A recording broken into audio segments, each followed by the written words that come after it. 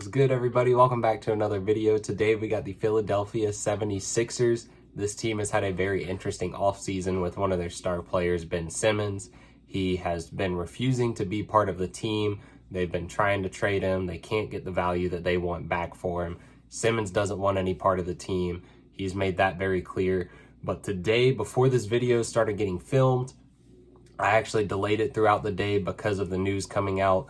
Today, they started finally making some traction with this.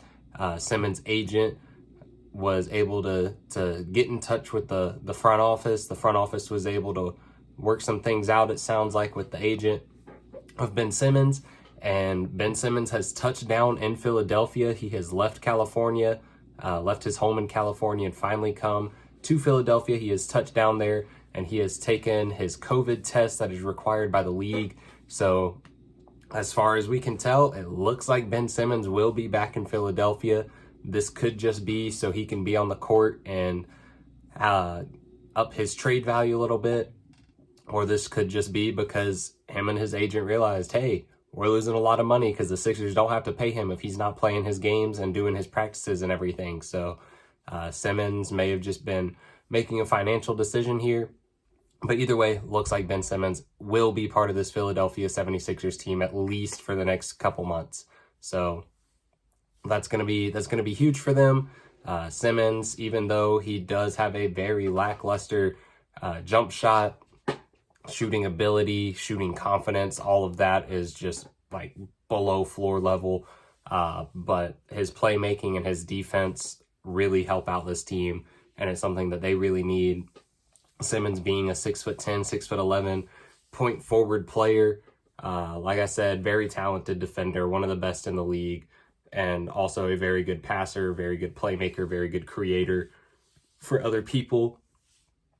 He's just got that mental block when it comes to shooting, and that's going to make it very hard for him to really be any kind of star player, any type of leader of a playoff team. We've seen this team go to the playoff on numerous occasions, but really Embiid's the one leading this team. Joel Embiid really runs this team. He's the voice of this team. He's the face of the team. And I believe he will be until he retires. He seems to be pretty loyal to this team and wants to be able to help take them to that next level, get them to that championship run eventually. But right now they haven't been at that level. They haven't been able to build that type of roster yet. Embiid's had a ton of individual success so far. Even just put up an MVP campaign type of season this past year and finished top 3 in the MVP voting. But he still hasn't even made it to the conference finals with this team. So he's looking to do that for the first time in his career. He seems to be happy that Ben Simmons' time looked to be coming to an end, but now it looks like Simmons is coming back, like I said. So we'll see what this chemistry and this locker room dynamic is like between those two, because Embiid has put out some comments to the media that were not too kind towards Ben Simmons. So we'll see how that goes, see how that storyline and everything plays out. It'll be an interesting one to follow for sure. Tobias Harris is another player on this roster.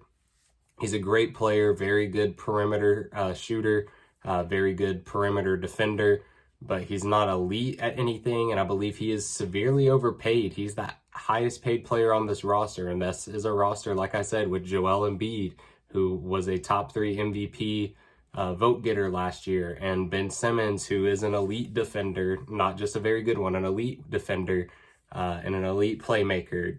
Tobias is a good kind of like throwback type of player. He's got that throwback style, like early 2000s, but he's getting paid about, I think, $36 million right now, and by the end of his contract, he's getting paid $40 million in that last season, and that's just absolutely insane. This is a dude that I really feel like should be in like maybe that $25 million a year range at the very most, but his agent got him the bag, and I'm sure he's not complaining about it. But I do think it's going to be very hard for this team to get any better and make that conference finals or even championship run with Tobias Harris on this roster, just because his contract is so large. It makes getting depth almost impossible for this team. So we'll see what they do between Tobias and Ben Simmons contracts, because like I said, Simmons is a guy they were trying to trade. I don't know what they really want to do with him. Tobias has just such a fat contract that it's not going to be possible to really bring in any other solid role players with him and Simmons contracts on the books. Embiid's one that you're not going to complain about. That's a dude that you're going to pay him whatever he wants.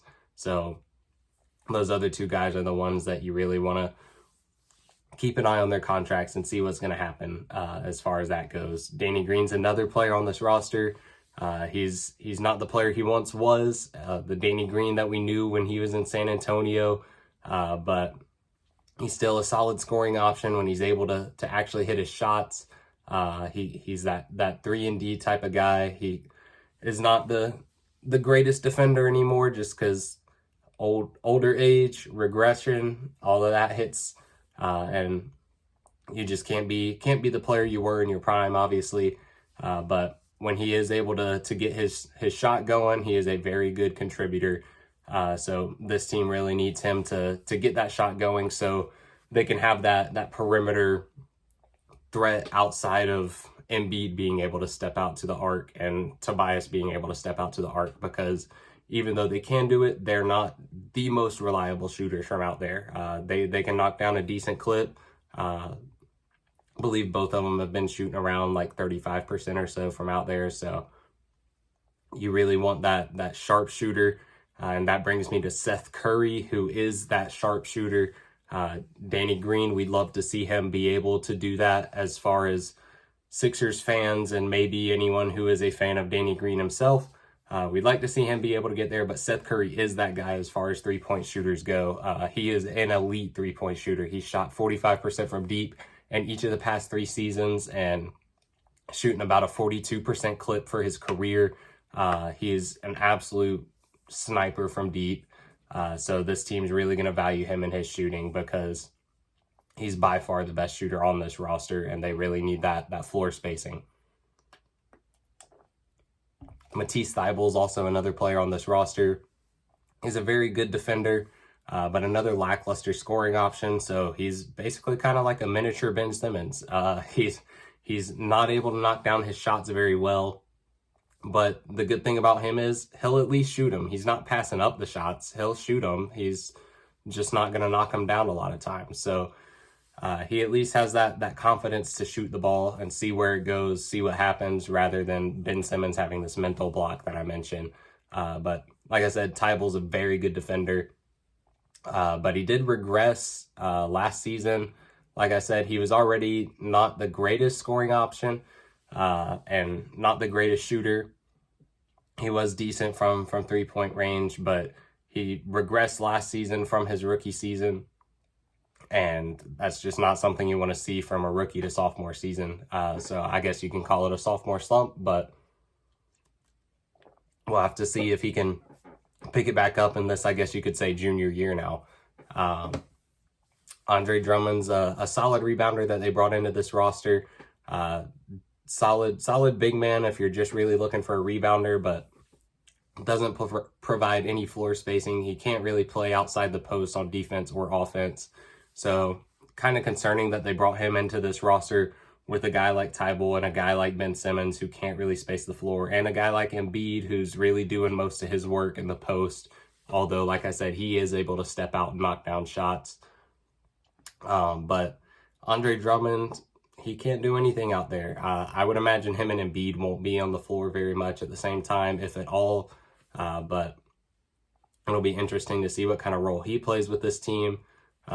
Then you've got Tyrese Maxey. This is a bright spot for this team. He's a young player. Just had his rookie year last year, so I think he's about 20 or so, maybe.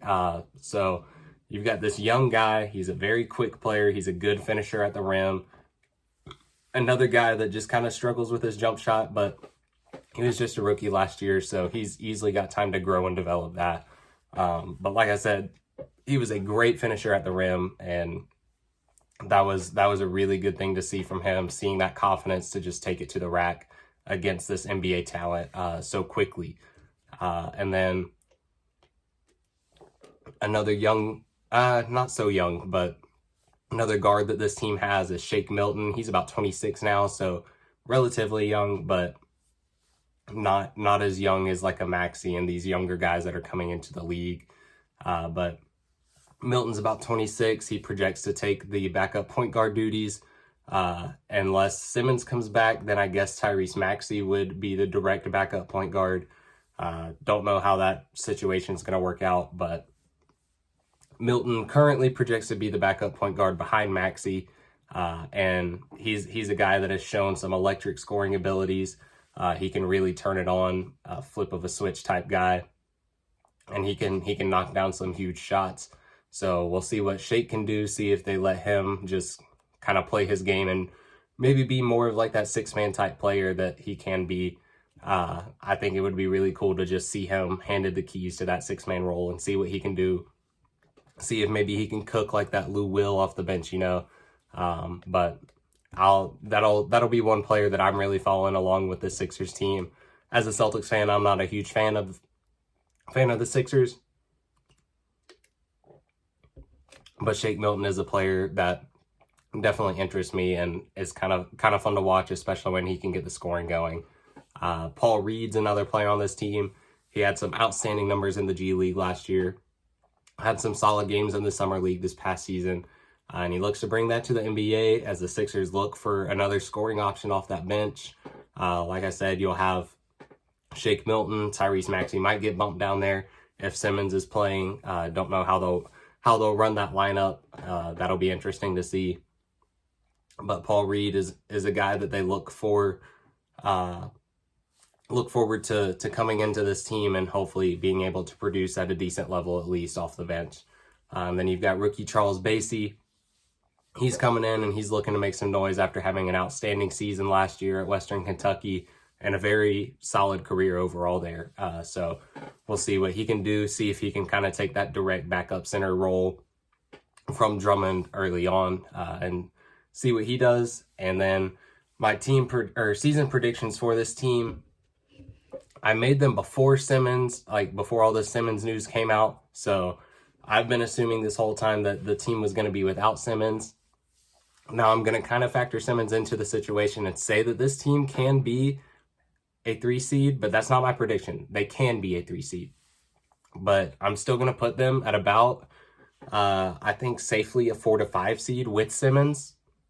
Without Simmons, I've got them down as a 5 to 7 seed, just because the Eastern Conference, I feel like after Brooklyn and Milwaukee is going to be a dogfight. But I think this team with Simmons can absolutely be that 3 seed in the East. But I'm going to put him down as a 4 or 5 with Simmons, about 47 wins with him, about 45 without him. So still in that same range, but we'll see. And I think they take a first round exit to whoever their opponent is. This team has just not been a great playoff team. And they've got Doc Rivers as the coach, who outside of his 2008 run with the Celtics has not been a great playoff coach. So I just don't have confidence in this team when it comes to the postseason. So that is my breakdown for the Philadelphia 76ers. Thank you for tuning in. Make sure you leave a like, comment your thoughts on this team and on the video maybe. I don't know what you want to comment on, but drop it down there. I'll see them, I'll respond. And make sure you subscribe if you're new. I'll catch you on the next video. Peace out.